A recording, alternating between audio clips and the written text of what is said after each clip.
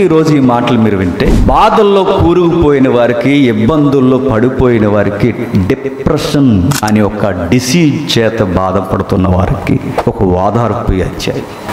మానసికమైన క్షోభను అనుభవిస్తున్న వారికి, చెప్పుకోలేనంత భారం గుండెల్లో దాచేసుకున్న వారికి, వారిది ఏ విధముగా ఆ కష్టానికి వారికి సంబంధం లేకపోయినా ఆ కష్టం వచ్చి వాళ్ళ మీద అడిగిపోయిన వారికి, ఒక్క మాటలో చెప్పాలంటే ఆరోగ్యం పోయిన వారికి, ఆర్థికపరమైన ఇబ్బందుల్లో కూరుకుపోయిన వారికి, స్పీకర్ లోతు సమస్యల్లోనికి విరిగిపోయిన వారికి దేవుడు మాట్లాడుతున్న అధ్యాయం 38వ అధ్యాయం.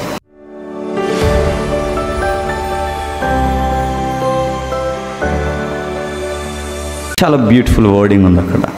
చూద్దాం ఒకసారి, నేను చదువుతాను, మీరు చూడండి. చదువుతాను. అప్పుడు యెహోవా సుడిగాలిలో నుండి ఇలాగు యోబునకు ప్రత్యుత్తరం ఇచ్చాను. ఆగుతాం. 38 అధ్యాయాలు అంటున్నామంటే 38కి ముందు ఎన్ని అధ్యాయాలు ఉన్నాయి? జీకే బిట్టి చెప్పండి. 2 ఎక్కం బ్యాచ్ మనం చెప్పండి. 38 అధ్యాయాలకి ముందు ఇంకా ఎన్ని అధ్యాయాలు ఉన్నాయి? క్షమించండి, మిమ్మల్ని చూసి నేను కనుక 38కి ముందు ఇంకా 37 అధ్యాయాలు ఉన్నాయి. ప్రశ్న, 37 అధ్యాయాల్లో ఏం జరిగింది? డిబేట్ జరిగింది, వాదోపవాదన జరిగింది.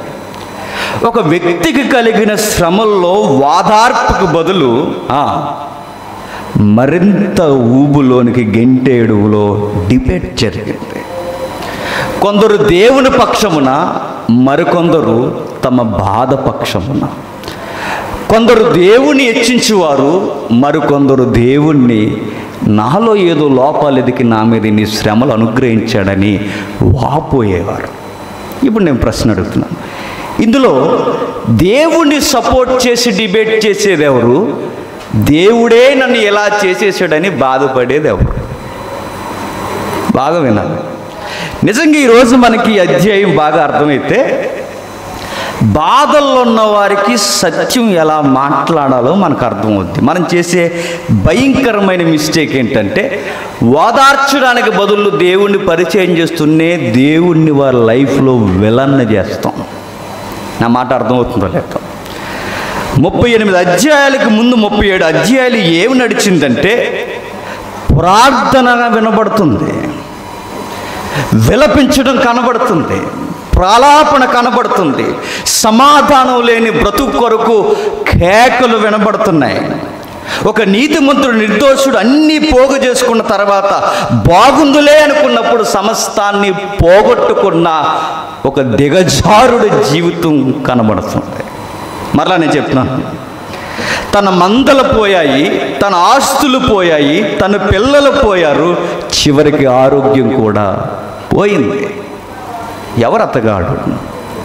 యోబు.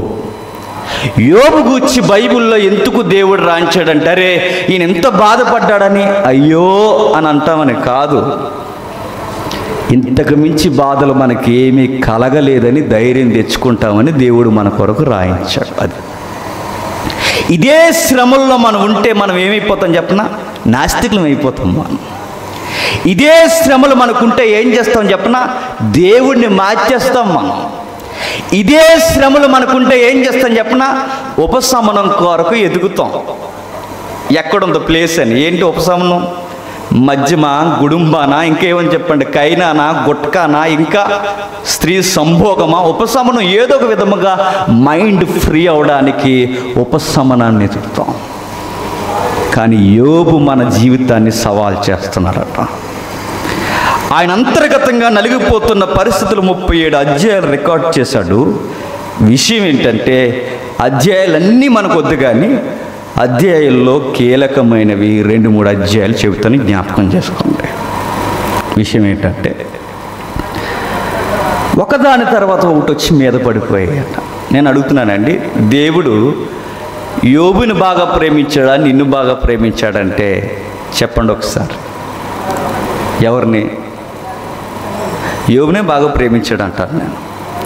పక్షపాతమా దేవుని కంటే? పక్షపాతం కాదు, కానీ తనను బాగుగా ప్రేమించు దేవుడు అనేకమైన శ్రమల గుండా తన పిల్లలను నడిపిస్తాడు.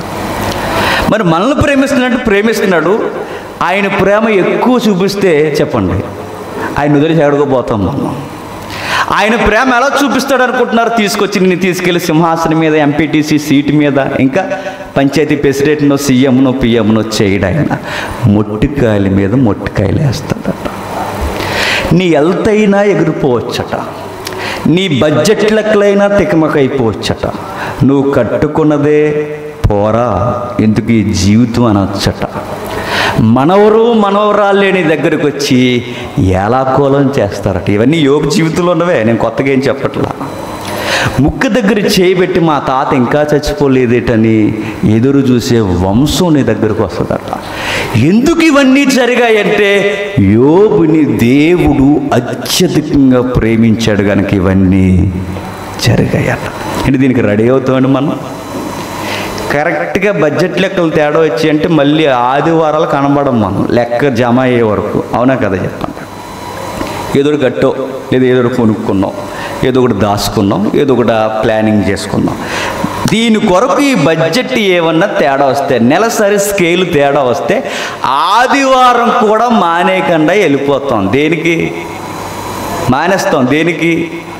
ఆదివారం మానేస్తాం, మానేయకుండా వెళ్ళిపోతాం. ఎక్కడికి వెళ్ళిపోతాం, ఎక్కడ మానేస్తాం? ఆదివారం మానేస్తాం, రూపాయి కొరకు పరిగెడతాం. నన్ను యోబు గారికి నీలానాల నెలసరి సరుకుల దగ్గర కాదు ప్రాబ్లం వస్తాయి. ఆయనకి నీలానాల ఆయన ఏవో అప్పుల్లో కాస్తంత కూరుకుపోయాడనే ఆ బాధలు కాదు.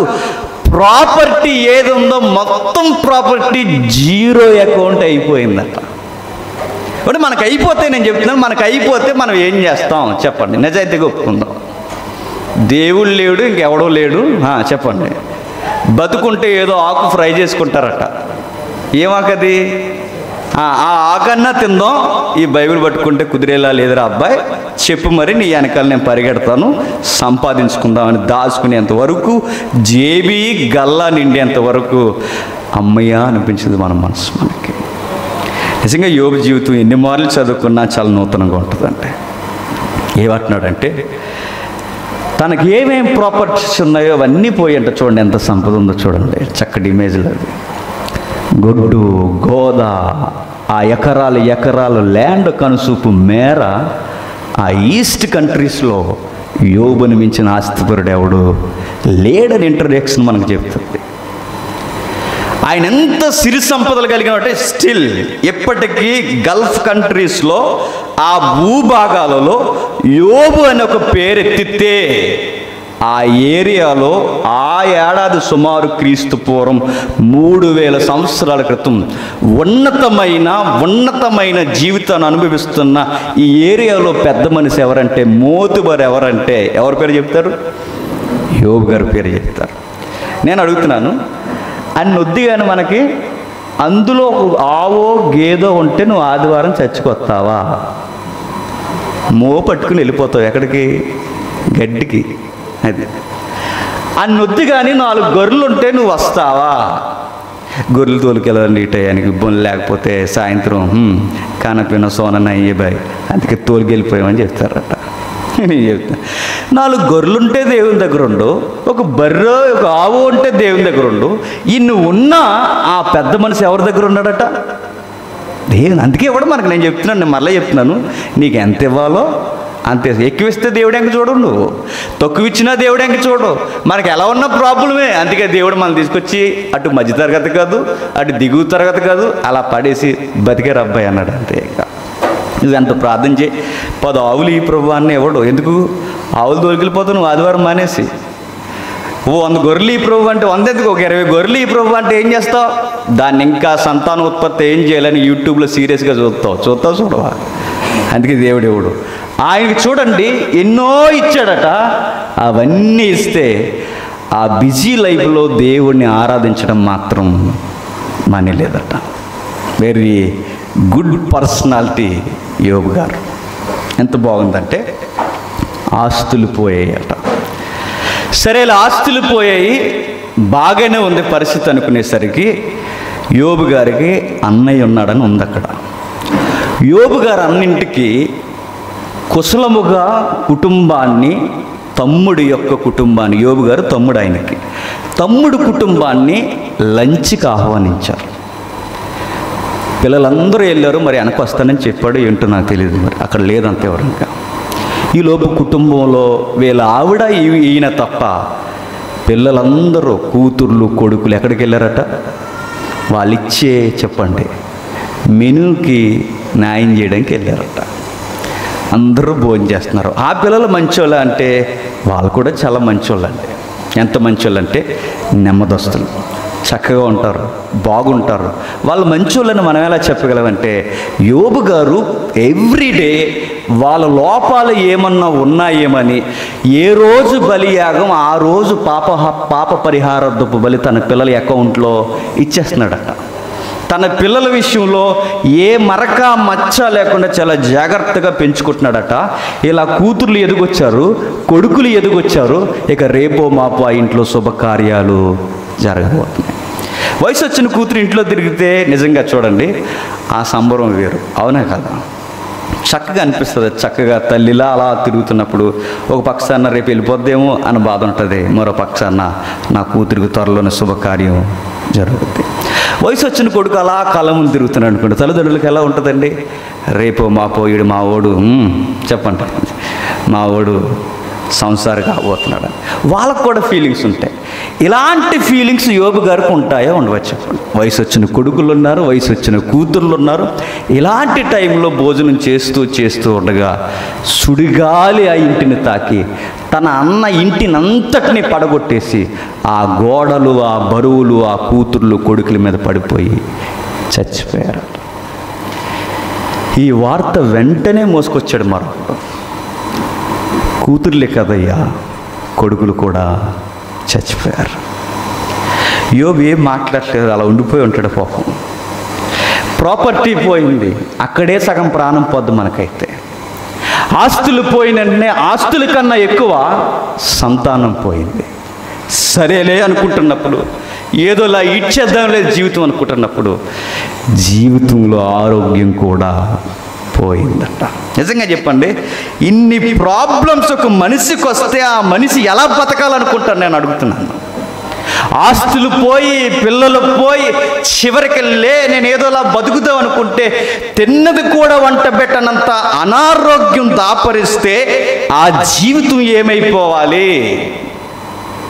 సావే శరణ్యం అని ఎత్తుక్కుంటాము. యోబుకు ఆ డిప్రెషన్లోకి వెళ్ళిపోయాడట. డిప్రెషన్ అంటే ఎలా ఉంటుందో నేను చూశానండి, చూసిన వాళ్ళు కూడా అడగండి. ఎలా ఉంటుంది చెప్పనా? నిజంగా ఆ టైంలో మనకు గుండె వేగంగా కొట్టుకుంటుంది, చాలా వేగంగా. నిద్ర పట్టదు, తినాలనిపించదు. ఆ టైంలో నీకు రకరకాల వంటకాల ఐటెం తెచ్చి నీ ముందెట్టినా నీకు యావగింపు తప్ప తినాలన్న ఆశ కూడా రాదు. ఆ టైంలో ఎక్కువ నేను పిలిచే ఒకే ఒక్క మాట నీ హృదయంలో ఏంటి చెప్పనా? త్వరగా చచ్చిపోతే బాగుంది అనిపిస్తుంది. యోబు గారు నేను అడుగుతున్నాను, మనలాంటి చిన్న చిన్న డిప్రెషన్స్ కాదు ఆయనకి.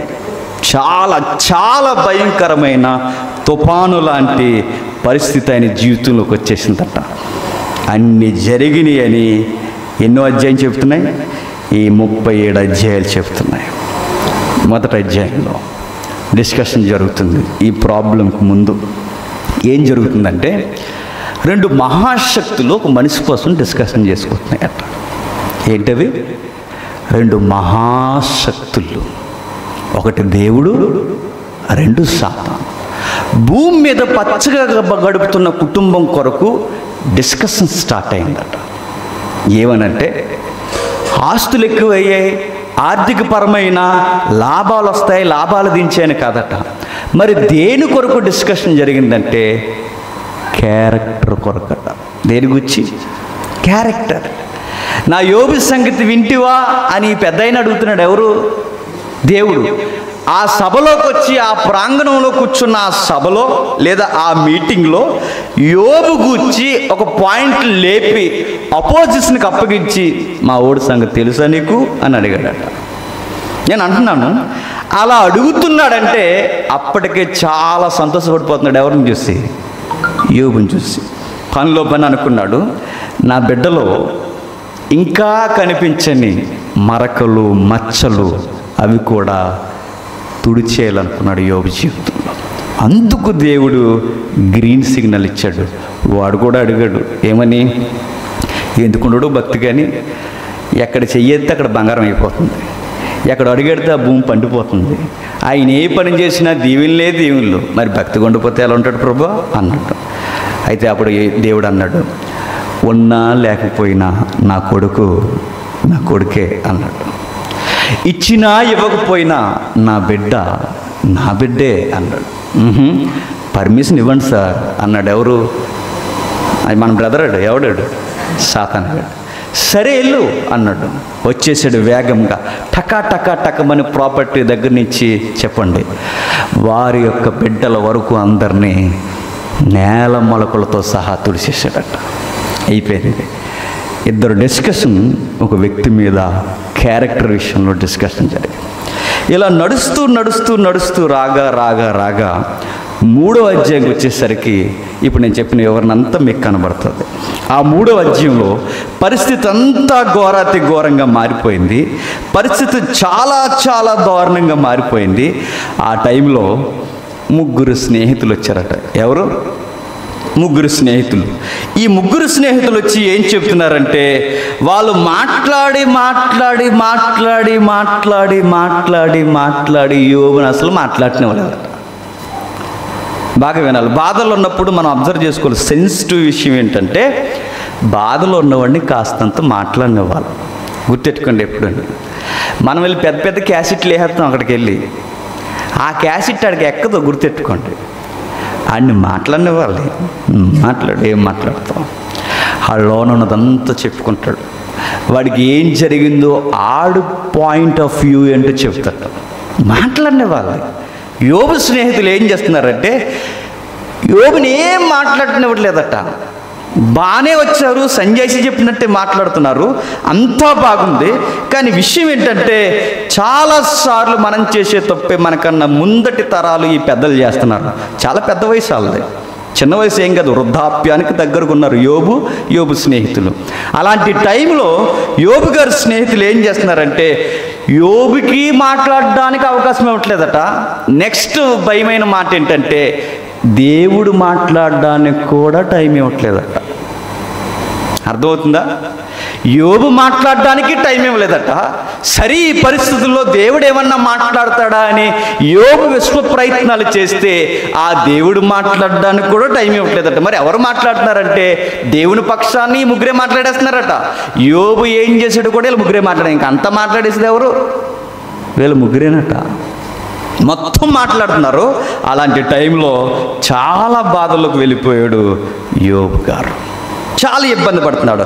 అన్ని పరిస్థితులు నడిచి రాగా 38వ అధ్యాయం వరకు వచ్చేసరికి సర్వోన్నతుడు మాట్లాడుతున్నాడు. ఇప్పుడు నేను అడుగుతున్నాను, ఇలాంటి టైంలో సర్వోన్నతుడు ఏం చెయ్యాలి? ఆరోగ్యం పోయింది యోబుకి. చూసారు ఎలా కూర్చున్నాడు? ఆ పెద్ద మనుషులందరూ పైన కూర్చున్నారు.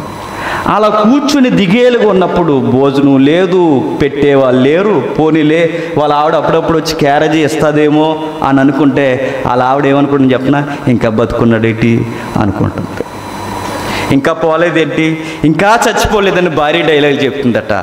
నువ్వైతే బతుకున్నా కానీ నేనైతే ఎప్పుడో చెప్పండి చచ్చిపోదు, నీకు పౌరుషం లేదన్నట్టు మాట్లాడుతుందట. భార్య వలన కూడా ఆదరణ కాదు కదా నేను అనుకుంటున్నాను. భోజనం కూడా ఆయనకి లేదేమో. ఎందుకంటే బాగున్నప్పుడే కదండి భార్య మన వెనకాల జేబులో చేయటి తిరుగుతుంది. మన రోడ్డు మీద పడిపోయాం అనుకోండి, భార్య కూడా అంటది ఆయన ఎవరో నాకు తెలదు అంటదా? ఖచ్చితంగా అంటారు. నువ్వు బాగా ఒక మంచి అన్ని పొజిషన్లో బాగున్నావు అనుకోండి, ఎవరనుకుంటున్నారు ఆయన? జేమ్స్ గారు ఎవరు అనుకుంటున్నారు? మా ఆయన అని చెప్తుంది. ఏమీ లేవు, జేమ్స్ గారు సిరిగిపోయిన బట్టలు అరిగిపోయిన దుప్పట్లో మీద కప్పుకుని తిరుగుతున్నాడు అనుకోండి, ఆయన ఎవరో మాకు తెలీదు అని అంటారు. ఖచ్చితంగా అంటారు. పొజిషన్ అంత బ్యాడ్ అయిపోయింది. ఆమె కూడా మనలాంటిదే అన్నదే. నీ అడ్రస్ చెప్పుకోవడానికి కూడా నాకు అంత ఇంట్రెస్ట్ ఏమీ లేదు, ఆధార్ కార్డులో నీ పేరు తీయించేద్దాం అనుకుంటున్నా అంటది. ఇంకా వైఫ్ ఆఫ్ యోబు అని ఉంది, నాకు నచ్చట్లా, తీసేద్దాం అనుకుంటున్నాను అన్నీ అంటది. అలాంటి టైంలో వచ్చి అంటుందట, చచ్చిపోండి సార్ అంతే. ఇన్ని పరిస్థితుల మధ్య దేవుడు వచ్చి ఏం చేయాలి చెప్పండి? 38వ అధ్యాయం ఓ పక్కనేమో స్నేహితులు అనుకున్న వాళ్ళేమో నీదే ఏదో తప్పు, లేకపోతే నీకు ఇంత కష్టం ఎందుకు వస్తుంది అన్నారట. ఎవరు? స్నేహితులు. నీ మిస్టేక్ లేకపోతే దేవుడు నిన్ను ఎందుకు సడన్గా మెరుపు దాడిలో నీ జీవితం ఇలా అయిపోద్ది? నువ్వే అది చేసుంటావు. మా దగ్గర చెప్పకపోయినా ఆయన దగ్గర ఒప్పుకో. అయినా నువ్వు తప్పు అంటే ఒప్పుకోవేంటి? నీ తప్పు లేదంటావేంటి? దేవుడే నిన్ను బాధ పెట్టేసి దేవుడే నిన్ను తొక్కేయాలని చూస్తున్నాడని దేవుని తప్పుపడుతున్నావా? దేవుడిని అన్నావంటే మాట మర్యాద ఉండదన్నారట. ఎవరు? దేవుని సపోర్ట్ వాళ్ళు. దేవుడిని అన్నావంటే మాట మర్యాద ఉండదు, నీ తప్పు అది ఒప్పుకో అన్నారట. ఇన్ని ప్రశ్నల మధ్య, ఇన్ని బాధల మధ్య, వాళ్ళ ఆవిడ ఇబ్బంది మధ్య, అనారోగ్య పరిస్థితుల మధ్య బూడిదలో కూర్చొని బోరుని ఏడుస్తున్నప్పుడు దేవుడు వచ్చాడు. సుడిగాలిలో వచ్చాడు. ఆ సుడిగాలిలో దేవుడు వచ్చినప్పుడు ఏం మాట్లాడాలి చెప్పండి. ఫస్ట్ మనం అయితే ఏమనుకుంటాం చెప్పనా? మై డియర్ సన్ యోబు, నీ తప్పేమీ లేదని ఎక్స్పెక్ట్ చేస్తామా. కానీ దేవుడు ఏమంటున్నాడు చెప్పనా? ఓ అబ్బాయి, కొన్ని ప్రశ్నలు అడుగుతాను, నాకు ఆన్సరు చేయి. ఈ టైంలో క్వశ్చన్ అవర్ అవసరమా చెప్పండి? అనిపిస్తుందా లేదా మనకి? మళ్ళీ క్వశ్చన్స్ అవి జీకే బుక్లో కూడా దొరకవు, వెతికినా ఎప్పటికీ దొరకవు కూడా. అలాంటి ప్రశ్నలు అడుగుతున్నారట. ఎవరిని? యోబు గారిని. ఇన్ని సమస్యల్లో, ఇన్ని ఇబ్బందుల్లో ఉన్నప్పుడు దేవుడు ఇన్ని ప్రశ్నలు అడగడం దేనికి? ఆంతర్యం ఏంటి?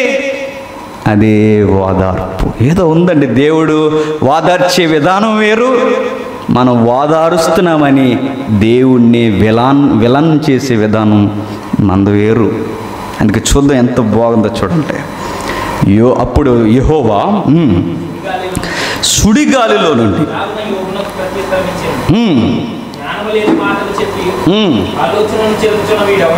జ్ఞానం లేని మాటలు చెప్పి ఆలోచన చెరుపుతున్న వీడెవడు? ఆగుదాం అక్కడ. ప్రతి వర్డ్ 11 వచ్చిన వరకు మనకు చాలా అవసరం. మెయిన్ వర్డ్స్ ఉన్నాయి అక్కడ. ఏమంటున్నాడు చూడండి. సుడిగాలిలో నుండి ప్రత్యక్షమై అన్నాడు. ఏంటట? సుడిగాలిలో నుండి ప్రత్యక్షమై. ఏడ్చేవాడి దగ్గరికి ఎవరైనా వస్తే ఫస్ట్ మనం ఏం కోరుకుంటాం? హగ్గు. ఈ మధ్య బాగా ఫ్యాషన్ కదండి. ఎవరన్నా ఏడుస్తున్నారు అనుకోండి, వెంటనే ఏడకు నాన్న అని ఇలా తీసుకుంటాం అనమాట. చిరంజీవి గారు ఈ మధ్య ఎక్కడికి వెళ్ళారు చూసారా? వార్తల్లోనేలండి. చూసిన తర్వాత ఇవన్నీ హగ్గింగ్లు కాస్తంత పైసలు ఉన్న వాళ్ళకి బాగా ఫ్యాషన్ అయింది. ఇంకా విషయం ఏంటంటే, ఏదో ఒకటి ఏ టిష్యూ పేపర్ ఇస్తాం, ఇచ్చి కొంచెం కళ్ళు తుడుచుకోండి అంటాం. ఏ కచ్చిపో ఇస్తాం, లేదా ఏ టవలో ఇస్తాం, లేకపోతే మనమే చేతులతో చెప్పండి తుడుస్తాం. దేవుడు ఏమీ చేయట్లేదట. రావడమే ధూళి లేపుతున్నాడట. దేవుడు ఏం చేస్తున్నాడు? సుడిగాలిలో ప్రత్యక్షమై. సుడిగాలిలో ప్రత్యక్షం అవడం ఏంటి?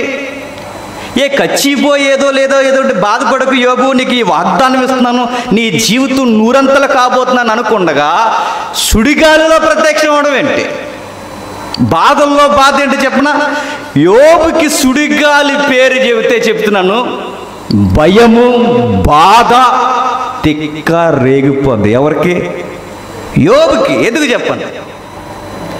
సుడిగాలితో చాలా సేదు అనుభవాలు ఉన్నాయి. ఎవరికి? యోబు గారికి. 36 అధ్యాయాలు ముందు ఏం జరిగిందో మనకు తెలుసు. 38, 37, 30 నుంచి అలా డౌన్ అవుతూ వెళితే ఆ 1వ అధ్యాయం ఈ ఖాతాలో వేసుకుంటే ఆ 2వ అధ్యాయంలో ఏం జరిగిందో మనకు తెలుసు. 1వ అధ్యాయంలో ఏం జరిగిందో చూడండి ఒకసారి. 1వ అధ్యాయం సుడిగాలి చేత ఎన్ని సేదు అనుభవాలు ఉన్నాయి చూడండి ఆయనకు ఒకసారి. 1వ అధ్యాయం 18, 19 వచనాలు. అతడు మాట్లాడుచుండగా వేరొకడు వచ్చి, నీ కుమారులు, నీ కుమార్తెలు తన అన్న ఇంట భోజనము చేయుచు, ద్రాక్షరస పానము చేయుచుండగా గొప్ప సుడిగాలి ఆ ఇంటి 4 మూలలు కొట్టగా అది యవనుల మీద పడినందున వారు చనిపోయి. బాగుండండి. సుడిగాలి చూసిన వెంటనే యోబుకి ఎవరు గుర్తొస్తారు? చచ్చిపోయిన తన తీపి జ్ఞాపకాలైన కొడుకులు, కూతుర్లు గుర్తొస్తారు. బాధల్లో ఉన్న వాడికి మరింత బాధ ఏంటో చెప్పనా? ఆ సుడిగాలి ఎదురు రావటం. ఇదే నా కొడుకుని, కూతుర్ని పొట్టను పెట్టుకుంది. ఈ ప్రమాదమే నా కుటుంబాన్ని మొలకలతో సహా చంపేసింది. ఈ సుడిగాలే నా కుటుంబాన్ని, నా ఆస్తులను ఊడ్చేసింది. ఈ సుడిగాలని ఖచ్చితంగా యోబు గారికి ఆ జ్ఞాపకాలు వస్తాయా రావా? వస్తాయని దేవునికి తెలుసా తెలియదా? మరి తెలిసినా ఇంకా ఏ యాంగిల్లో కూడా దేవుడు యోబుకి ప్రత్యక్షం అవ్వకుండా సుడిగాలిలోనే ఎందుకు ప్రత్యక్షం అవుతున్నాడు? అది ఇప్పుడు ఈ అధ్యాయం మనకు కావాల్సింది. మోసేకి పొదలో కనబడ్డాడు, యాకోబుకి దర్శనంలో కనబడ్డాడు, ఒక్కొక్క భక్తుడికి ఒక్కోలా కనబడ్డాడు. ఏదో ఒక యాంగిల్ తీసుకోకుండా యోబుకి సుడిగాలే ఎందుకు? ఆ సుడిగాల్లో చేదు జ్ఞాపకాలే కాదు, జీవితాన్ని ఎలా చూడాలో కూడా నేర్పించే జ్ఞాపకాలు యోబుకి పోగొట్టబోతున్నాడు దేవుడు. గుర్తెట్టుకోండి, చాలా గంభీరమైన సంగతులు ఉన్నాయి. సుడిగాలిలో నుండి యెహోవా యోబుకి ప్రత్యక్షమై, యెహోవా దేవుడు, బైబుల్ దేవుడు యోబుకి ఎలా ప్రత్యక్షమయ్యాడంటే తన కుటుంబం నాశనం చేసిన నాశనంలో నుండే ప్రత్యక్షమయ్యాడట. బాగా ఒక విషయం చెప్పనా, దేవుడు బాగా ఎప్పుడు అర్థమవుతాడు చెప్పనా? నేను చాలాసార్లు చెప్పిందే మరలా చెప్తున్నాను. మీకు ఏదైతే బాధగా, ఇబ్బందిగా, సమస్యగా ఉంటుందో ఆ టైంలోనే దేవుడు మనకు బాగా అర్థమవుతాడు. ఒకసారి సోమరాజు అని చెప్పాడుగా, ఉదాహరణ చెప్తున్నా. అప్పటి వరకు లెక్క వేరు, అప్పటి నుంచి లెక్కేరు. ఈ రెండు లెక్కల మధ్య ఏ లెక్క తేలిందంటే అన్నకు కరోనా వచ్చింది. ఎవరికి? సోమరాజు అని. ఆయన మాట్లాడే తీరు చూడండి ఎలా ఉంది. అప్పుడు నాకు ఎవరెవరు నా వారు, ఎవరెవరు బయటి వారు, ఎవరెవరు నాకు ఓదార్చేవారు, ఎవరు నా బాగును జీవితాన్ని కోరిన వారన్న మాట ఎలా చెప్పగలిగాడు? బాధలోనే చెప్పగలరు. ఆ బాధలు అన్న మాట ఏంటో తెలుసా? నేను దేవుని వలన తప్ప ఇక దేని వల్ల ఈరోజు నేను బతికి లేడన్నాడు. అతనే కాదు, ఎవరైనా దేవుణ్ణి బాగా చూసేది ఎప్పుడు చెప్పనా? కష్టము, ఇబ్బంది, సమస్యల్లోనే దేవుడు మనకు బాగా దగ్గర అయిపోతాడండి. మనం దేవునికి దగ్గరికి వెళ్ళిపోతాం, దేవుడు మనకి దగ్గరకు వస్తాడు. ఆయన హృదయ స్పందన మన హృదయ స్పందన దగ్గర అయిపోతుందట. నిజంగానండి, యోబు గారి జీవితంలో ఎందుకు సుడిగాల్లో నుంచి వస్తున్నాడంటే నీ చేదు జ్ఞాపకాలే నీ బాధకి సమాధానం అవ్వాలి. నేను చెప్తాను యోబు కంగారు పడక. అయితే ఈ డిబేట్లో ఈ ముగ్గురే కాకుండా ఈడెవడో నాలుగోడు వచ్చాడు. ఈడెవడు అని అడిగాడు. ఎవరు? దేవుడు అడిగాడు. చూడండి ఎందుకని మంచిది, నేను అడుగుతున్నాను అనుకుంటారు. రెండో వచనం, జ్ఞానం లేని మాటలు చెప్పి ఆలోచన చెరుపుచున్న ఈడెవడు? ఈ నాలుగోడు. మీకు అర్థమవుతుందా? ఇప్పటి వరకు నేను శతపురుగులా తినేశారు ఆ ముగ్గురు, ఇప్పటి వరకు నిన్ను బాధ పెట్టేశారు నీ స్నేహితులు. ఇప్పుడు వీడెవడో పెద్ద జ్ఞానం అనుకుని నీ ముందుకు వచ్చి వీడెవడు? ఆలోచన లేని మాటలు చెబుతున్న వీడెవడు అని అడిగాడు. ఎవరో చెప్పనా? తన దృష్టికి తాను జ్ఞానిని అనుకొని ఎక్కువ మాటలు మాట్లాడుతున్న ఒక అమాయకుడు.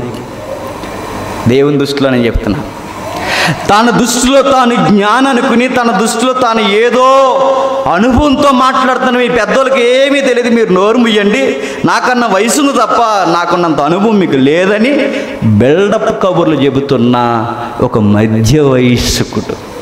ఎక్కడున్నాడు ఎద్దగాడు? 34వ అధ్యాయం, 34వ అధ్యాయం చూద్దాం ఒకసారి. 34వ అధ్యాయం మొదటి వచనం. అప్పుడు ఎలీహు మరల ఎలాగూ చెప్పసాగను, జ్ఞానులారా నా మాటలు వినుడి, అనుభవశాలులారా నాకు చెవియొగ్గడి.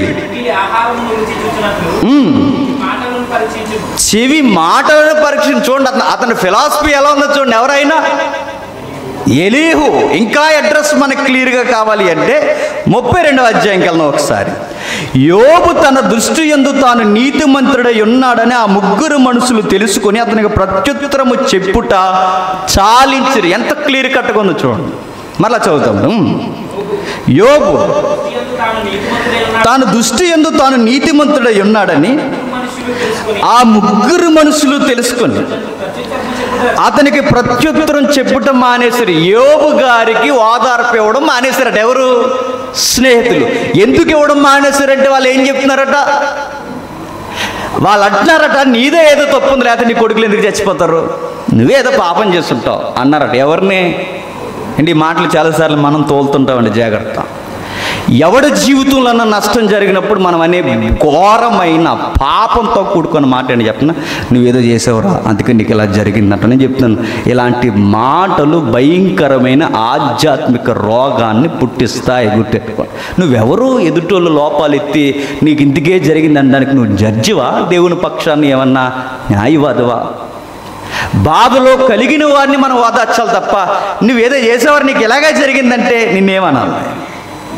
నేను ఈ మాట ఎందుకు చెప్తున్నా అంటే, ఈ మధ్యకాలంలో కూడా జరిగిందంటే, బిడ్డ చచ్చిపోయి వాళ్ళు ఏడుస్తుంటే, బిడ్డ లేక వాళ్ళు డాక్టర్లు తప్పుతూ వాళ్ళు చచ్చిపోయారు. డాక్టర్లకు చేతగాక వాళ్ళకి నార్మల్ డెలివరీ రాక బిడ్డ చచ్చిపోయి వాళ్ళు ఏడుస్తుంటే వెనకాల డైలాగులు ఏంటి చెప్పిన, వాళ్ళ తల్లిదండ్రులు ఏదో తప్పు చేసి ఉంటారు అందుకే బిడ్డ చచ్చిపోయాడు అంటున్నారు. అంటే ఈ గాడిదల్ని ఏమనాలండి? ఈ గాడిదల్ని ఏమనాలి చెప్పండి? తప్పు కదండి. వైద్యులకు చేతగాక ఆ బిడ్డను చంపేస్తే, వాళ్ళు ఏదో నష్టం ఎదురు చూడకుండా వాళ్ళకి నిండు బిడ్డ చచ్చిపోతే వెనక మాట్లాడే మాట ఏంటంటే, వీళ్ళ తల్లిదండ్రులు చేసిన తప్పు పిల్లలు కొట్టిందట. పొండ్రా ఆ రచ్చబండ్లకు ఆ బజార్లోకి పోయి అక్కడ కూర్చున్నాడు సోదుకోలు చెప్పుకోండి అంటాడు దేవుడిని అని చెప్తున్నాడు. మనం దేవుని బిడ్డలు, మనం వాదార్పునివ్వాల్సిన వారమే తప్ప, ప్రేమించవలసిన వారమే తప్ప ఎదుటోళ్ళ నష్టాలకి తోకాలు వేస్తూ కూర్చోడానికి వీళ్ళేది. గుర్తెట్టుకోండి. వీళ్ళు అంటున్నారట, నీ దృష్టికి నువ్వు పెద్ద ఏ తప్పు లేదనుకుంటున్నావు, నీదే తప్పు, నువ్వు ఒప్పుకోకపోయినా. నువ్వు తప్పు చేసావు, ఒప్పుకోబో లేకపోతే మానే అన్నారట. నేను ఒప్పుకుని అన్నాడు మౌనంగా. ఎవరు? దేవుడు నన్ను టెస్ట్ చేస్తున్నాడు. ఈ పరీక్షలనే నాకు పెడుతున్నాడు. నా ఆరోగ్యం పోయినా, నా ఆయుష్ తరిగిపోయినా, నా పిల్లలు పోయినా, నా పరిస్థితి ఘోరమైపోయినా నా దేవుడు సజీవుడు కనుక ఏదో చేస్తున్నాడు. చేయని, అనుభవిస్తాను. ఇంకా ఏదో చేయని ఆయన అండర్లోకి నన్ను తీసుకున్నాడేమో, చేయని అని అంటుంటే వీళ్ళు అన్నారట, నీ తప్పు లేదని అంటున్నావంటే దేవుడిదే తప్ప అన్నారట. ఇవన్నీ అధ్యాయులు చదువుకుని ఇంటికి వెళ్ళిన తర్వాత కనబడతాయి. నీ తప్పు లేదంటున్నావంటే దేవుడు నిన్ను పరీక్షించి దేవుడు తప్పు చేశాడనా? సరే, నీతో వాదించడం టైం వేస్ట్ కానీ వదిలే అన్నప్పుడు నాలుగోడు వచ్చాడట. అతగాడి అడ్రస్ చూడండి ఎలా ఉందో. అప్పుడు రాము వంశస్థుడు, మీరు ఎక్కడికి వెళ్ళిపోకండి, రాము అనగానే అక్కడ శ్రీలంక దగ్గర ఉంటుంది అదేనండి అనకండి, అది కాదు, ఆ రాము కాదు. ఈ ఓడింగా ఆ ప్రజలు చెదిరిపోయి ఆ శ్లోకాలన్నీ ఇలా వచ్చినాయి. కానీ అప్పుడు రాము వంశస్థుడును భూజీయుడును బరగయేలు కుమారుడు ఎలీహు యోబు దేవుని కంటే తానే నీతిమంతుడైనట్లు చెప్పుకొనుడు చూసి అతని మీద బహుగా కోపగించి. నిజంగా నేను చెప్తున్నానండి, ఈ డిక్లరేషను లేదా ఈ ఫైనల్ మాట యోబుకుందో లేదో నేను మనసులోకి దూరి చూశాడా అనేస్తున్నాడు. ఏమని తెలుసా? దేవుడి కంటే తానే గొప్పవాడన్న ఫీలింగ్లో ఉన్నాడని ఇతగాడు అనేసుకొని అనేస్తున్నాడు. ఎవరిని? యోబు. అప్పుడు వచ్చి అంటున్నాడట, మరియు యోబు యొక్క ముగ్గురు స్నేహితులు ప్రత్యుత్తరం ఏమీ చెప్పకయే యోబు మీద దోషం మోపినందుకు వారి మీద కూడా అతగా బహుగా కోపగించి ఏమంటున్నాడు చూడండి. ఇద్దరిని తప్పు పడుతున్నాడట. యోబు ఏమో నా తప్పు లేదన్నందుకు దేవుడిదే తప్పు అన్నట్టు మాట్లాడుతున్నాడు. యోబు నాకు నచ్చలేదు. అతడు అడుగుతున్న క్వశ్చన్స్కి మీరు ఆన్సర్ చేయకుండా మీ నోటికి వచ్చిన సబ్జెక్ట్ అంతా మాట్లాడుతున్నారు, చెప్పింది చెప్పకుండా. మీరు నాకు నచ్చలేదు. ఒక మాటలో చెప్పాలంటే అసలు మీ డిస్కషనే బాలేదు, నేను చెప్తాను నేను అందని మొదలెట్టాడట. 32వ అధ్యాయం నుంచి అది వ్యవహారం.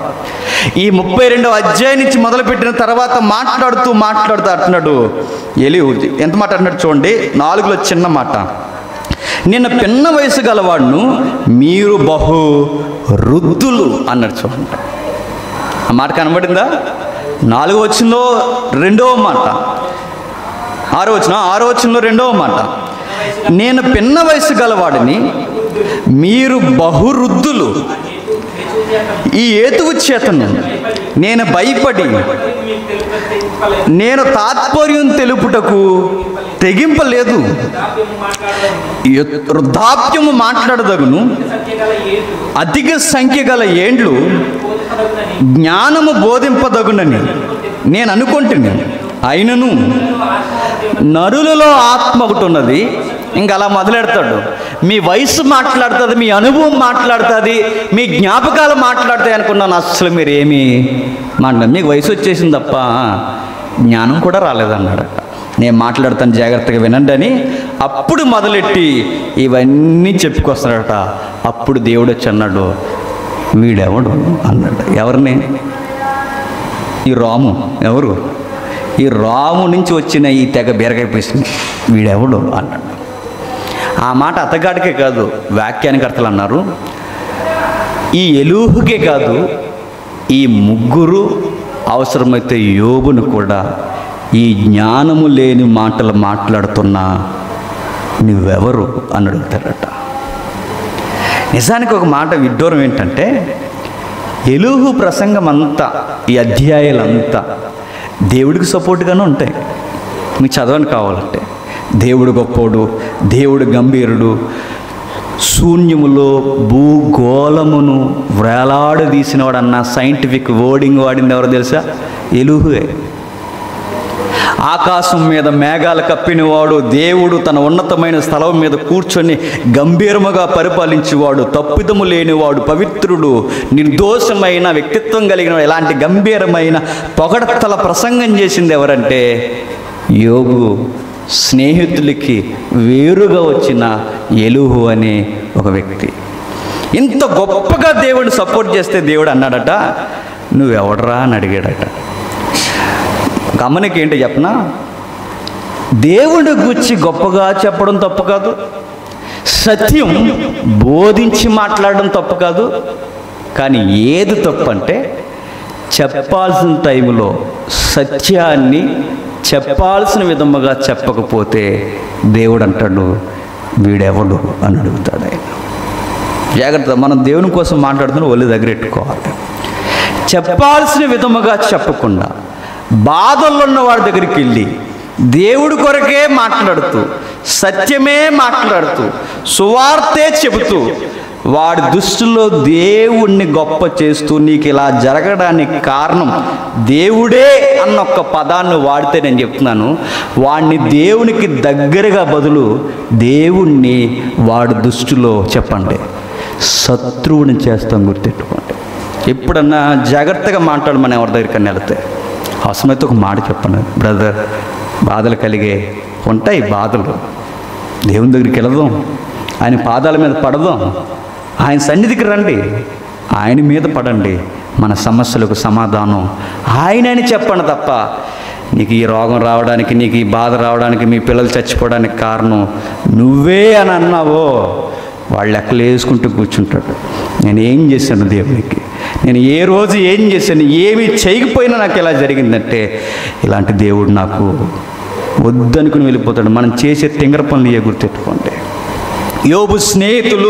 యోబు స్నేహితులతో కలిపి మాట్లాడుతున్న ఈ నాలుగో వ్యక్తి చేసిన పని ఏంటంటే, యోబుని దేవునికి చెప్పండి విరోధముగా తయారు చేస్తున్నారు. నిజంగా చేస్తున్నాడు. అందుకే దేవుడు కలగజేసుకున్నాడు, వచ్చి మాట్లాడుతున్నాడు, సుడిగాల్లో నుండి ప్రత్యక్షమై మాట్లాడుతున్నాడు. ఏమని? జ్ఞానము లేని మాటలు. నేను అంటున్నాను, శూన్యంలో భూగోళం వేలాడడం జ్ఞానం లేని మాట చెప్పండి. గెలీలియో పుట్టకముందు మాట అది, సైన్స్ పుట్టకముందు మాట, నక్షత్రాలు కదులుతున్న ఆ మాటలు జ్ఞానం లేని మాటలా? దేవుడు గొప్పోడన్న మాట జ్ఞానం లేని మాట, దేవుడు సర్వోన్నతుడు అన్నది జ్ఞానం లేని మాట. ఇవేవి జ్ఞానం లేని మాటలు కాదు. మరి ఎందుకు జ్ఞానం లేని మాటలు అంటే, జ్ఞానమే చెప్పాల్సిన దగ్గర చెప్పకుండా, చెప్పాల్సిన సమయాన్ని చూడకుండా, అవసరమైన మాటలు మాట్లాడకుండా, అవసరం కాని సంగతిలో చెప్పకూడని సమయంలో చెబితే జ్ఞానము కలిగిన మాటలు కూడా జ్ఞానం లేని మాటలే అవుతాయి. గుర్తెట్టుకోండి. ఎలాగో చెప్పిన ఎగ్జాంపుల్, పుట్టినరోజు కార్యక్రమానికి వెళ్ళి చచ్చిపోయిన వాళ్ళ కోసం మాట్లాడామనుకోండి, ఇంక నిన్నేమనాలి? నిన్ను దేవుడు అంటాడు, ఎవడు రేడు జ్ఞానం లేని మాటలు చెప్తున్నాడు అంటాడు. అంటే పుట్టినరోజు కార్యక్రమానికి మనం వెళ్ళినప్పుడు పుట్టుక కొరకు, వారి యొక్క సంతాన ఉత్పత్తి కొరకు, దేవుని బాధ్యతల కొరకు చెప్పాలి, ఫ్యామిలీ రిలేషన్ కొరకు చెప్పాలి. అలా చెప్పకుండా పుట్టినవాడు గిట్టక తప్పదు, గిట్టినవాడు పుట్టక తప్పదు, ఇందు మూలంగా సోకింపవలదు అన్న తాత్పర్యం మీరు బాగుగా ఎరగవలను, బైబిల్ కూడా చెప్తుంది అన్న అనుకో, నువ్వు పోరా ఇక్కడి నుంచి అంటారా? ఖచ్చితంగా అంటారు. మనుషులుగా మనకే తోస్తుంది, సమయానికి ఏది మాట్లాడో అది మనకు తెలియకపోతే నువ్వు చెప్పేది సాగు కబుర్లు నిజమే, మనుషులు సస్తారన్నది నిజమే, పోతారన్నది నిజమే, అన్నీ నిజమే.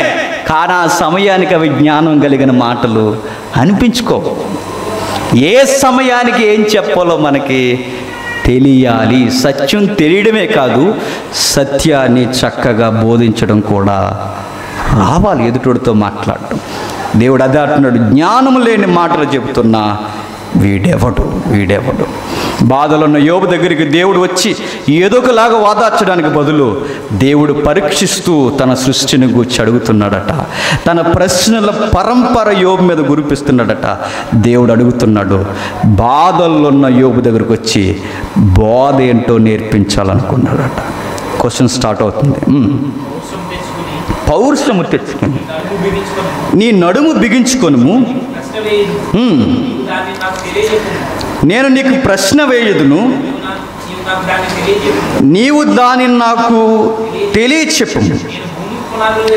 నేను భూమికి పునాదులు వేసినప్పుడు నీవు ఎక్కడ ఉంటివి. అక్కడ ఒక పదం ఉంది చూడండి, పౌరుషము తెచ్చుకొనుము అన్నట్టు. ఏం తెచ్చుకోవాలట?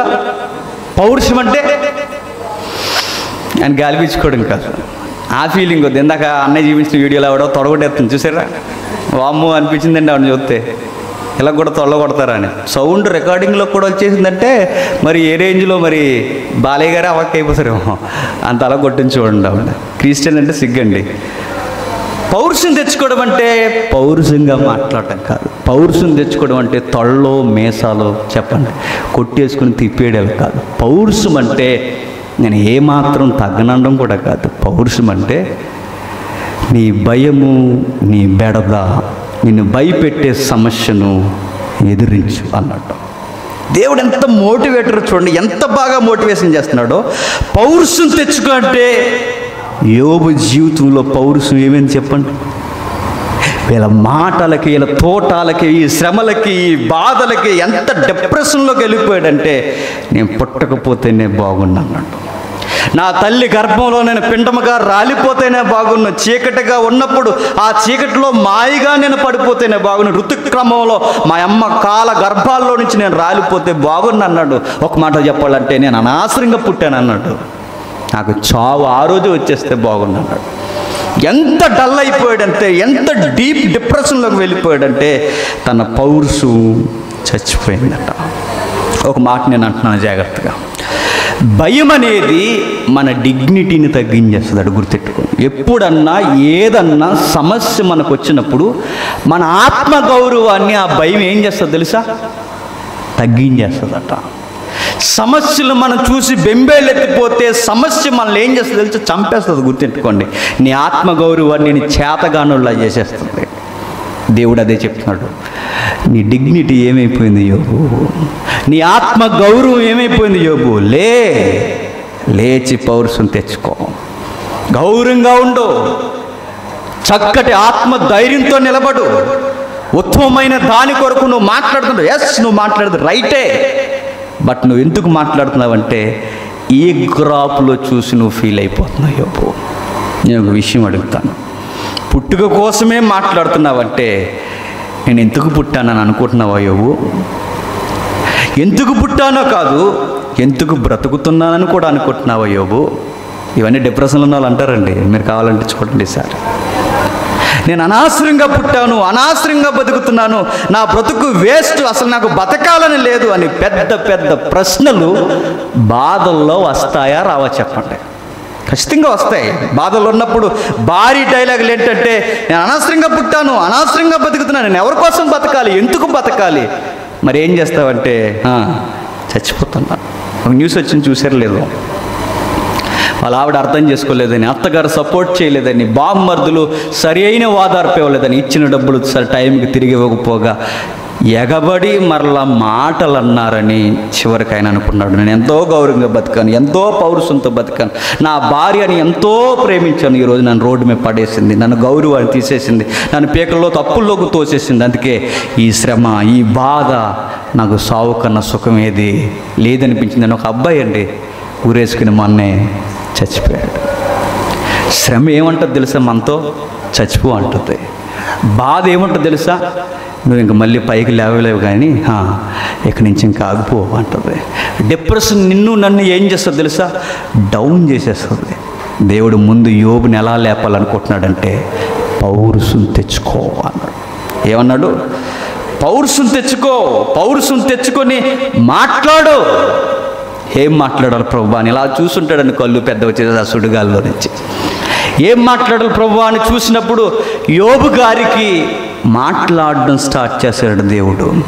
నిజానికి యోబుతో దేవుడు పెడుతున్న ఆ పరంపర ప్రశ్నలు ఎలా ఉన్నాయో ఒకసారి చూద్దాం. ముగించేసుకుందాం త్వరగానే, చాలా వేడిగా ఉంది కదా, వేడి సుడిగాలు వచ్చినట్టు అవుతుంది మనకి. చూద్దాం ఒకసారి త్వరగా.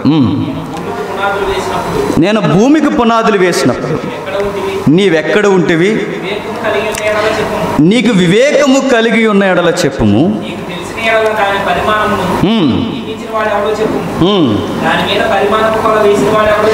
దాని మీద పరిమాణపు కొల వేసిన వాడెవడో చెప్పుము. దేనితో కట్టబడినవో చెప్పుము. ఆగుదాం ఒకసారి, ఆగుదాం. కొన్ని పదాలు ఉపయోగిస్తున్నాడు చూడండి. బాధల్లో ఉన్న యోబు దగ్గరికి వచ్చి ఫస్ట్ మనం అనుకున్నాం కచ్చీపో తుడుచుకోవడానికి టిష్యూ పేపర్ ఏదో ఇస్తే బాగున్నాం. అది ఎలాగా జరగలేదు. నెక్స్ట్ ఏం చేయాలి? దేవుడు గనక ఆయన టిష్యూ ఎందుకు ఇస్తాడు అనుకుంటాం మనం. ఆయన దగ్గర కచ్చీపులు ఎందుకు ఉంటాయి అనుకుంటాం మనం. మరి దేవుడు ఏం చేయాలి? చెప్పండి. డోంట్ వరీ యోబు, నీ ఆస్తి నూరింతలు అవునుగాక అంటే బాగుంటుందా? బాగోదు చెప్పండి. అంటే బాగుంటుంది. ఆయన అంటలేదు. ఆయన వచ్చి అంటున్నాడు భూమి ఎప్పుడు పుట్టిందో నీకు తెలుసా అన్నాడు. ఎవరిని? యోబు అంటున్నాడు నేనెందుకు పుట్టానో నాకే తెలియట్లేదు, భూమి ఎందుకు పుట్టిందో నన్ను ఎందుకు అడుగుతున్నా ప్రభువా అని కళ్ళు పెద్దవి చేసుకుని చూసుంటాడండి యోబు. నా పుట్టికే ఏంటి ఇలా అయిపోయిందని నేను అనుకుంటే భూమి ఎప్పుడు పుట్టిందని నన్ను అడుగుతున్నా ఏంటని అనుకోడండి. ఇప్పటివరకు ఏళ్ళు తినేశారు, ఇప్పటి నుంచి ఇంక బతుకుండా నువ్వు నన్ను ఏంటి ప్రభువా అని అనకపోయినా ఆ సూపుల్లో ఆ జ్ఞాపకాలు ఆ మాటలు అనిపించవా చెప్పండి? ఖచ్చితంగా అనిపిస్తాయి. కానీ దేవుడు ఏదో నేర్పిస్తాడు. దేవుడు ఊరికే ఏ మాట అనడు. ఆయన అంటున్నాడు చూడండి, భూమికి పునాది వేసినప్పుడు నీ ఉంటివా? భూమికి పునాది వేసినప్పుడు. ఎవరో ఒక పెద్ద మంచి మాట అన్నట్టు.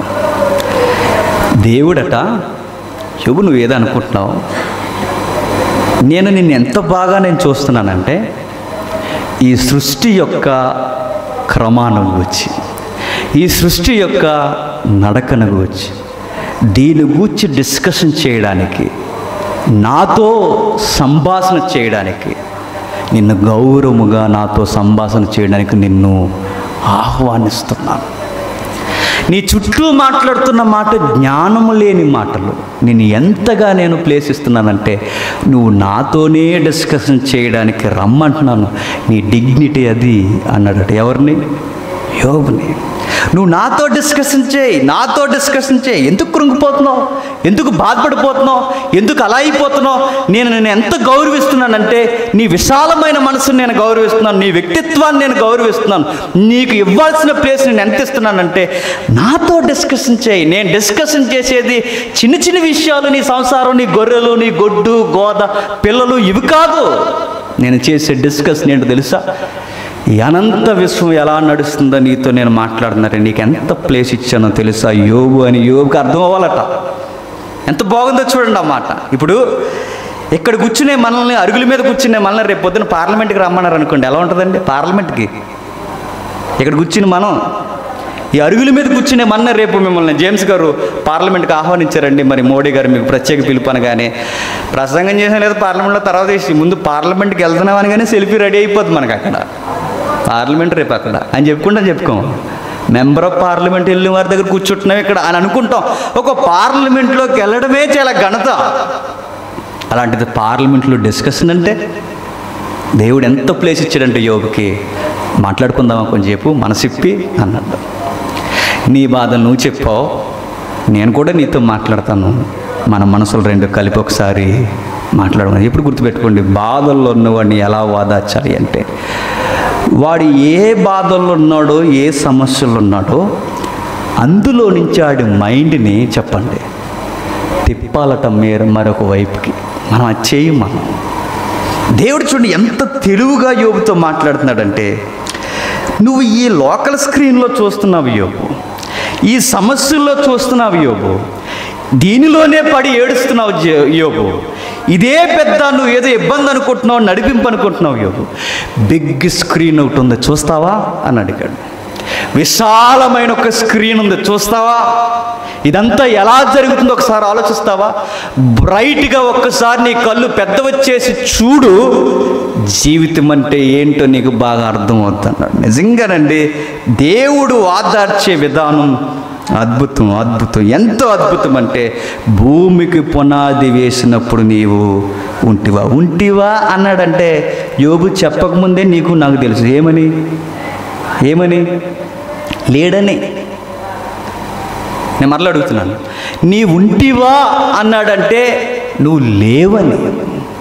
భూమికి పునాది వేసినప్పుడు లేవు, సముద్రానికి తరంగాలు లేసినప్పుడు, సరిహద్దులు వేసినప్పుడు లేవు, ఉదయ నక్షత్రాలు ఏకముగా కూడి పాట పాడుతున్నప్పుడు, భూమికి పర్వతాలు పునాదులుగా వేస్తున్నప్పుడు లేవు, జలాలు అగాధాలు పొత్తుగుడ్డల్లా నేను చుడుతున్నప్పుడు నువ్వు లేవు. ఒక్క మాటలో చెప్పాలంటే రోజు ప్రారంభము అంతమవుతున్నప్పుడు నీవు లేవు. ఒక మాట అంటున్నాను, ఉంటివా అన్నదే రిపీట్ అవుతా 11 వచనాల్లో. భూమి పుట్టినప్పుడు ఉంటివా, భూమికి పునాది వేసినప్పుడు ఉంటివా, సముద్రము పుట్టినప్పుడు ఉంటివా, సముద్రానికి అడ్డుగడలు పెట్టినప్పుడు ఉంటివా, ఉంటే చెప్పు ఉంటివా అని అడుగుతున్నాడంటే నువ్వు లేవు, నువ్వు చెప్పలేవు. మరి ఎందుకు నన్ను అడుగుతున్నావు ప్రభు అంటే నీకు మాట చెప్పాలి యోబుడే అన్న. ఈ ప్రశ్నల గురించి నేను ఎందుకు అడుగుతున్నానంటే భూమి కోసమో, సముద్రం కోసమో, పగల కోసమో, పర్వతాల కోసమో, ఆకాశాల కోసమో, జలాల కోసమో కాదు. నువ్వు బాధల్లో ఏవైతే మాట్లాడావో అవే మాటలు నీతో నేను బాగా వినాలంటే ఇంక ముగించేసుకుంటాం. నువ్వు బాధల్లో ఇవే మాటలు ఉపయోగించావు యోబు, నీకు గుర్తుందో లేదో. నువ్వేమేం మాట్లాడావో తెలుసా? నీ బాధ కోసం ఏం మాట్లాడావో తెలుసా? నువ్వు అన్నావు, నేను పుట్టకపోతే బాగుండాలి.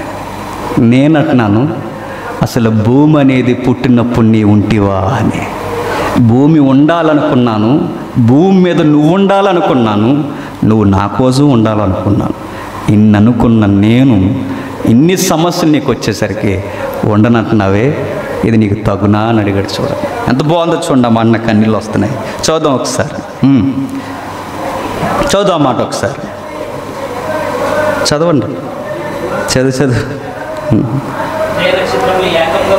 ఉదయ నక్షత్రములు ఏకముగా కూడి పాడుతున్నప్పుడు దేవదూతలందరూ ఆనందించి జయధ్వనులు చేసినప్పుడు వాటికి మూలరాతిని వేసినవాడు ఎవడు? ఒకసారి ఆలోచించు. ఈ భూమి, సముద్రాలు, ఒకసారి నీ మైండ్ డిప్రెషన్లో నుంచి నువ్వు బయటికి రావాలంటే యోబు నీకు ఒక సలహా ఇస్తున్నాను, నేచర్ని ఒకసారి చూడన్నాడు. నిజంగా ఒక సలహా ఏంటి చెప్పనా? ఎప్పుడన్నా మనకు బాధలు కలిగినప్పుడు, లేదా కరోనా అందరికీ సమానమైన బాధ వచ్చింది, అందరికీ కరోనా వచ్చినప్పుడు, ఎప్పుడైనా మీ చుట్టూ ఉన్న ప్రకృతిని మీరు అలా అబ్జర్వ్ చేశారా లేదా? అలా సాయంకాలం వేళ, ఉదయం వేళ వెళ్ళినప్పుడు చూడండి, ఉడతలు చెట్లు మించి అలా దూకుతూ, కుందేళ్ళు అలా పరిగెడుతూ, ఆ పచ్చని ఆ పొలాల మధ్య, పైరు మధ్య చక్కగా ఆ తుమ్మెదలు, ఆ సీతాకోక చిలకలు, చల్లటి గాలులు ఇవన్నీ వేస్తున్నప్పుడు మీకు ఒక ప్రశ్న రావాలి. ఎగురుతున్న పక్షులకి, ఈ ఉడతలకి, ఈ చిన్న పక్షులకి, వీటికి ఏం లేదు, కరోనా లేదు. కరోనా ఎవరికుంది చెప్పండి? నీకుంది, నాకుంది. మరి ఆ ఎగిరే పక్షులకి లేదు, ఆ వీచే గాలికి లేదు, ఆ చెట్లకి, ఆకులకి లేదు, ఆ తిరుగుతున్న చిన్న చిన్న జీవితాలకి లేదు. అవి జీవన శైలి అంటే చెప్పిన చక్కగా తింటాయి, ఎగురుతాయి, పరిగెడతాయి, గంతులేస్తాయి. అవి చూసినప్పుడు మన మనసు అనిపిస్తుందట, జీవితం బాగుంది అనిపిస్తుందట. మన మైండ్ డిప్రెషన్ నుంచి బయటికి రావాలంటే దేవుడు అంటున్నాడు, చుట్టూ ఏం జరుగుతుందో ఒకసారి చూడు అన్నాడు. ఏం జరుగుతుందో ఒకసారి అబ్జర్వ్ చేయి, ఈ భూగోళం ఏం చేస్తుందో ఒకసారి చూడు. నేను మరలా సలహా ఇస్తున్నాను, మీకు ఎప్పుడన్నా మైండ్ బాగోకపోతే బైబిల్ చేత పట్టుకుని ప్రశాంతంగా పచ్చని వాతావరణం మధ్యకి వెళ్ళి కాసేపు అలా కూర్చోండి. చుట్టూ ఏం జరుగుతుందో చూడండి. సినిమా ఫీలింగ్ కాదు ఇది, దేవుడు చెప్పింది. ఒకసారి చూడండి, ఆయన సృష్టి క్రమాన్ని అలా చూడండి. అప్పుడు అనిపిస్తుంది వీటికి లేని బాధ మాకు ఎందుకు వచ్చిందంటే, ప్రభువా నీకు దగ్గరగా లేవు కనుక ఇవన్నీ మా పురాకులు మేము పడుతున్నామని అర్థమవుతుంది మనకి. మా సమస్యలు మేము మోయలేకపోతున్నాం, మా భారాలు మేము మోయలేకపోతున్నాం, మా దుర్దినాలు మా కళ్ళ ముందే మాకు కనబడుతున్నాయి ప్రభువా. అలాంటి జీవితం మాకు కావాలని దేవుని కొరకు ఒక్కసారి ఊపిరి అలా పీల్చుకుని అలా వదిలినట్టు అనిపిస్తుందట. అది మాత్రమే కాకుండా ఇంకా ఏం చెప్తున్నాడంటే, బాధల్లో ఉన్న యోబుతో దేవుడు మాట్లాడుతూ ప్రార్థన చేశాడు, సంభాషణ చేశాడు. బాధల్లో జ్ఞానం లేని మాటలు యోబు స్నేహితులే కాదు, యోబు కూడా మాట్లాడాడు. యోబు కూడా జ్ఞానం లేని మాటలు మాట్లాడాడా అంటే ఖచ్చితంగా మాట్లాడాడు. జ్ఞానం లేని మాటలు యోబు ఏం మాట్లాడాడంటే మీరు స్టడీ చేయండి, నా పుట్టుక వేస్ట్ అన్నాడు.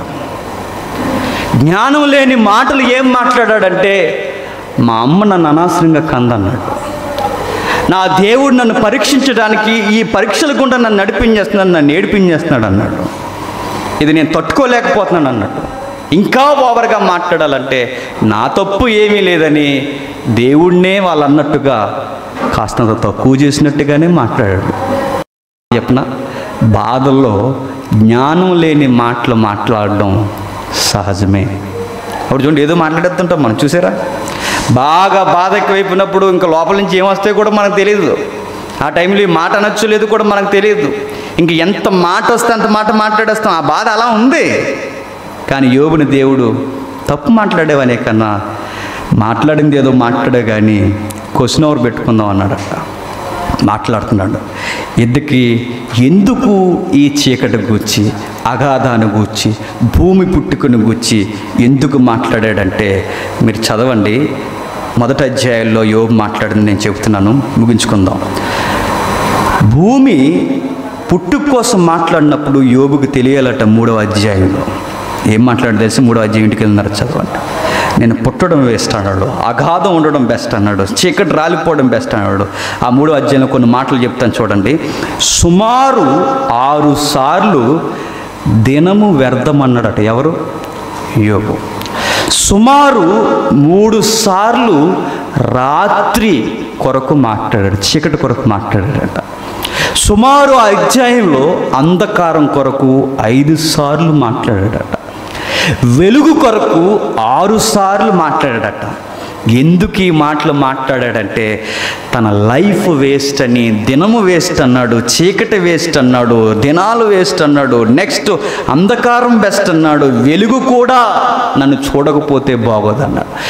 ఏ పదాలైతే బాధల్లో మాట్లాడాడో యోబు, ఇక్కడ నేను ముగించేస్తున్నాను, ఏ పదాలైతే యోబు మాట్లాడాడో అవే పదాలతో 38లో దేవుడు ప్రత్యక్షమై అవే క్వశ్చన్లు అడుగుతున్నాడు. ఎవరిని? యోబుని. 3వ అధ్యాయానికి 38వ అధ్యాయానికి దేవునికి యోబుకి చాలా సంబంధం ఉంది. ఏముందంటే గుర్తుపెట్టుకోండి, యోబు అంటున్నాడు పుట్టుక కొరకు మాట్లాడినప్పుడు దేవుడు అన్నాడు భూమి పుట్టకమును, అంటే భూమి పుట్టకమును ఎలా ఉంది చెప్పండి. ఆదికాండం ఎలా ఉంది? భూమి నిరాకారంగాను శూన్యముగాను ఉందట. ఎలా ఉంది? భూమి నిరంకారంగాను శూన్యముగా ఉంది. సముద్రం లేదు, సృష్టి లేదు, చీకటి లేదు, వెలుగు లేదు, అంధకారం. ఏముందంటే ఒక్క మాటలో చెప్పాలంటే చూడడానికి ఏమీ లేదు. యోబు నీకు మాట చెప్తున్నా, నువ్వన్న మాటలే చెప్తున్నాను, నువ్వెత్తిన మాటలే నేను మాట్లాడుతున్నాను. నిరాకారమైపోయిన ఈ సృష్టికి, నిరాకారంగా ఉన్న ఈ సృష్టికి సృష్టించి మరలా ఇంత అందంగా నేను చేశానంటే నిరాకారమైపోయిన నీ జీవితాన్ని కూడా మరలా నేను అందముగా మారుస్తాను యోబు అని ఆన్సర్ చేస్తున్నాడు. చూడండి, నువ్వు అయిపోయింది అనుకుంటున్నావేమో, మరలా ఏమీ లేని దగ్గర నుంచి భూమిని తెచ్చాను, చీకటిలో నుంచి వెలుగును తెచ్చాను, వెలుగులో నుంచి దినాన్ని తెచ్చాను, సృష్టిలో అనేకమైన అద్భుత కార్యాలు చీకటి జలముల మధ్య కూరుకుపోయిన దాని దగ్గర నుంచి నేను లేపాను.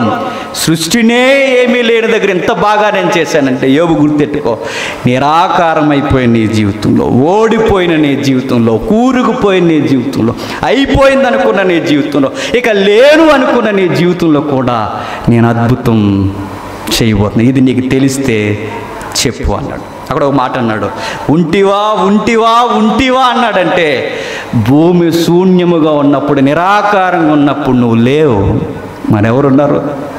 నేనున్నాను. అగాధాలు పుడుతున్నప్పుడు, పుట్టక ముందు నువ్వు లేవు, నేనున్నాను. చీకటి పుడుతున్నప్పుడు నువ్వు లేవు, నేనున్నాను. వెలుగు ప్రారంభమవుతున్నప్పుడు నువ్వు లేవు, నేనున్నాను. నేను మరలా చెప్తున్నాను, ఆ రోజు అక్కడున్నాను, ఈరోజు ఎక్కడున్నాను, నీ జీవితంలో ఉంటాను. రేపొద్దున్న నువ్వు ఉన్నంతకాలం నీతో నేను ఉంటాను యోబు అన్నాడు. నీతో నేనుంటాను. ఆ రోజు అక్కడున్న నేను ఈరోజు ఎక్కడుండి చెప్తున్నాను, ఎల్లకాలం నీతో నేను ఉంటాను. అప్పుడు అన్నాడు యోబు ఏమని తెలుసా? నా దేవుడు సజీవుడు అన్నట్టు. నా దేవుడు సజీవుడు, ఆయన ఎల్లప్పుడూ ఉండేవాడు, నాతో నిత్యము ఉండేవాడని యోబు ఎలుగెత్తి మాట్లాడిన మాట. దేవా, తెలియక నా బాధలే ఏదో అనుకున్నాను, ఇవే ఇబ్బందులు అనుకున్నాను, తప్పు చేసి తిని నన్ను క్షమించు అన్న. దేవుడు ఎంత డిఫరెంట్గా డిప్రెషన్లో ఉన్నవాడిని బయటికి లాగాడంటే, చిన్నగా చూడక లైఫ్ అంటే బ్రాడ్గా చూడు, బిగ్ ఇమేజ్లో చూడు.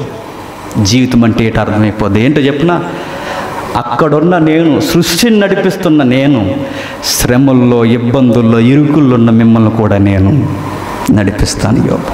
నీ జీవితం అనేక మందికి పాఠం కావాలి. ఆ బ్యాచ్ ఏరి అని అడిగాడు. ఏ బ్యాచ్? ఈ నలుగురేరి. అక్కడ అలా ఆ సుడిగాలికి ఎక్కడో జారబడిపోయి ఉంటారు. ఎవరు? ఆ ముగ్గురు ఏ గోడకో అక్కడ ఎక్కడో ఎగిరిపోయి ఉంటారు. అర్జెంటుగా వాళ్ళందరినీ ఇలా తీసుకురా, వీళ్ళందరి నిమిత్తము నేను చాలా కోపిస్తున్నాను. వెంటనే దేవుడు యోబుతో మాట్లాడినప్పుడు దేవుడు అన్నాడట, దేవునికి ఇష్టమైన మాట యోబు స్నేహితుల కొరకు, తన కొరకు మాట్లాడిన దోషాల కొరకు దేవుని దగ్గరికి వచ్చి బలిచ్చి వారి పాపాన్ని కడిగేసుకున్నారట. ఎంత బ్యూటిఫుల్ బుక్ అంటే యోబు గ్రంథం. ఒక హేతువాద దృక్కోణంలో, ఒక సంసార జీవితంలో, ఒక చదరంగం లాంటి ఒక ఒంటరి జీవితంలో, డిప్రెషన్లోకి వెళ్ళిపోయిన వ్యక్తితో దేవుడు కలగజేసుకుంటే లైఫ్ ఎలా ఉంటుందంటే నిలువెత్తు సాక్ష్యం యోబు. దేవుడు, నేను మరలా చెప్తున్నాను, ఇప్పటికే మీ జీవితాల్లో ఏమన్నా అయిపోయినా డోంట్ వరీ. ఇప్పటికే మిమ్మల్ని తినేసినా నో ప్రాబ్లం. ఇప్పటికే మీ లైఫ్ అయిపోయింది, ఇంకా పూడ్చుకోలేనంత అగాధం నా జీవితంలో ఏర్పడిందన్నా ఏమీ బాధపడకండి. ఎందుకో చెప్పనా, ఏమీ లేని దగ్గర నుంచి అంతటినీ తెచ్చిన ఆ దేవుడు అయిపోయిన నీ జీవితంలో మళ్ళా నూతన సిగురులు ఉద్భవింపచేయగలడు. ఆయన దగ్గరకు వచ్చేయండి. ప్రయాసపడి భారాలు, దుఃఖాలు ఈడుస్తున్న మనం అన్నీ తెచ్చి ఆయన దగ్గర పడేసి ఆయన దగ్గరికి వెళ్ళిపోదాం. మళ్ళీ మనకు ఒక న్యూ లైఫ్ ఆయన మనకి ఇస్తాడు. చివరిగా 3 పాయింట్లు చెప్పి నేను ముగిస్తాను. దేవుడు కొన్నిసార్లు వాదార్పుని దీవెనల ద్వారా ఇవ్వడట, వాదార్పుని ఆశీర్వాదం వాగ్దానాల ద్వారా ఇవ్వడట, వాదార్పుని ప్రశ్నల ద్వారానే ఇస్తాడట.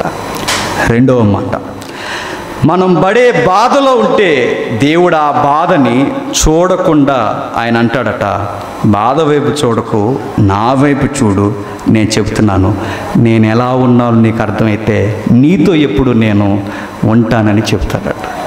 మరో మాట, మన మీద మనకే గౌరవం తగ్గిపోయినప్పుడు, నా లైఫ్ వేస్ట్ అనుకున్నప్పుడు దేవుని దగ్గరికి రండి. దేవుడు చెప్తున్నాడు, పౌరుషం తెచ్చుకోండి అన్నాడు. డౌన్ అయిపోకండి, పౌరుషం తెచ్చుకోండి, ఆయన దగ్గరికి రండి, మీ డిగ్నిటీ పెరుగుద్ది.